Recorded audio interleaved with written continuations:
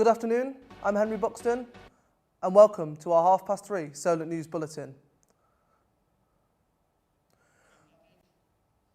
With COVID restrictions still looming over most of the footballing pyramid, clubs like Chichester have been slowly reintegrating their fans back into their ground. However, this isn't always the case, as I found out earlier this week. This was Oaklands Park on Tuesday night, the home of Chichester City FC. The Lilywhites faced Tunbridge Angels in the FA Cup third round qualifying, which they ultimately lost 2-1. In doing so, they failed to recreate the same form that saw them reach the second round proper of the competition last season. Advertised as a sellout crowd, 400 people attended the fixture in what has become a rare sight in recent months, as fans of non-league clubs look to get back to reality. However, higher up in the footballing pyramid, across the EFL and the Premier League, fans still aren't allowed to be inside the stadium to cheer on their team. Something that is to be debated in Parliament next month after a petition asking for fans to be allowed back into stadiums received more than 196,000 signatures. We spoke to these Chichester fans as they gave us their thoughts on being back inside the ground. It will help out in game situations like this. It will boost the players up, get them ready and raring to go. Yeah, I think it will just help, like financially and everything, help the club get some more money to help out with some new facilities as well, and it will boost the players' confidence. I think it's obviously important for clubs like Chai, to have the fans in the stadium, obviously for money and motivational purposes for the players.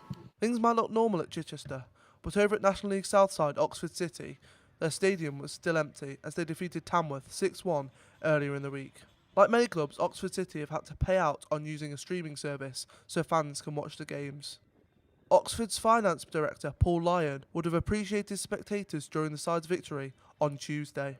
Talking about the atmosphere, yeah, it's very, very dull, isn't it, without any spectators in the stadium? It's almost like a training ground game. Our COVID-19 officer, Ruth Senior, she used Google Map and she walked around, measured it all. 950 is the number. So with the 1 metre rule, we could have 950 people watching the match and everybody could be a metre apart. As for Chichester, their hundreds of supporters will keep coming to watch them for weeks to come. Glen-Durrant is the new Premier League darts champion after beating Nathan Aspinall 11-8 in last night's final. The game was contested between two debutants for the first time since the inaugural event in 2005. This is Durrant's first PDC major title since making the switch from the BDO, where he won 3 World Championships.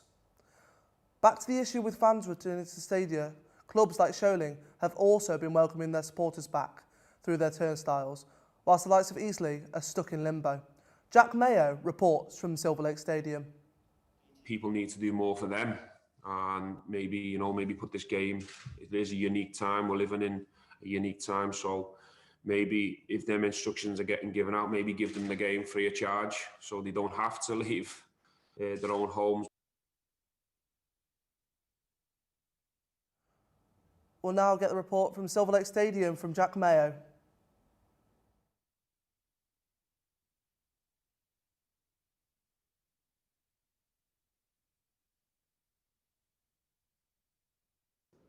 Eastleigh is just one of many football clubs around the country affected by the absence of fans.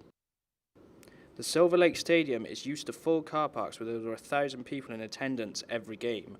An odd atmosphere is created by the empty seats, but manager Ben Strevens feels his team are starting to get used to it. It is very strange without fans. We found it pre-season when we was playing the games. It was really hard to manipulate a feeling of a proper game. It felt like training games because there was no one there to watch them.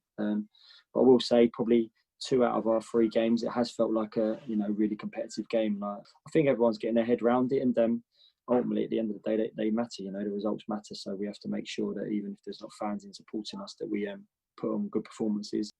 The Spitfires have been in great form at the start of the season, with the only real loss coming off the pitch. The loss of revenue due to the coronavirus outbreak has put a big strain on lots of clubs. Strevens hopes that it won't be long until fans return to the stadium. It's testing, I'm not going to lie about the fans, it's testing for all of us, and hopefully there's this government bailout scheme, hoping coming for every club. I think without that, then I think a lot of clubs would be in trouble. So luckily that's coming, but hopefully the fans will be allowed back in, hopefully as soon as possible, maybe the new year.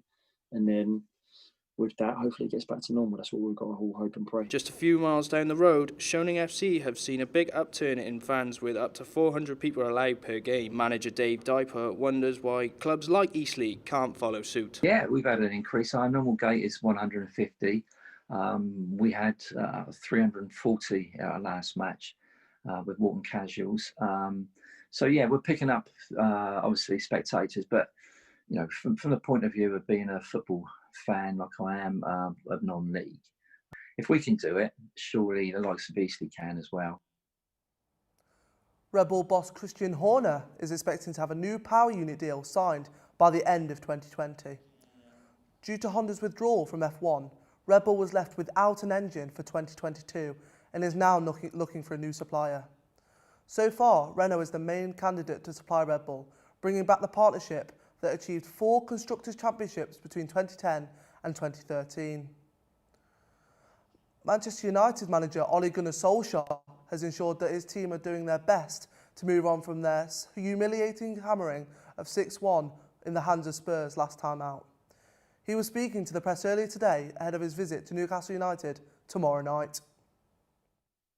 I think Bruno spoke really well the other day about we are united, we have to stay together, we can't listen to everyone outside, we've got to just get on with it. Ralph Hasenhüttl is looking forward to working with Theo Walcott. The Saints manager said ahead of their game with Chelsea that Walcott still needs some time to adapt to their playing style, but that he will be a great asset for the club. Walcott joined Southampton on a 1-year loan from Everton FC. This will be Walcott's second stint at the club after leaving Southampton to join Arsenal in 2005. I'm now going to speak with Owen Lloyd. Where are you, Owen, and what are you going to tell us today? Hi Henry, I'm here at Privet Park, the home of Gosport Borough FC, and today we found out how the coronavirus has impacted the club and how they are going to go about letting fans into the stadium.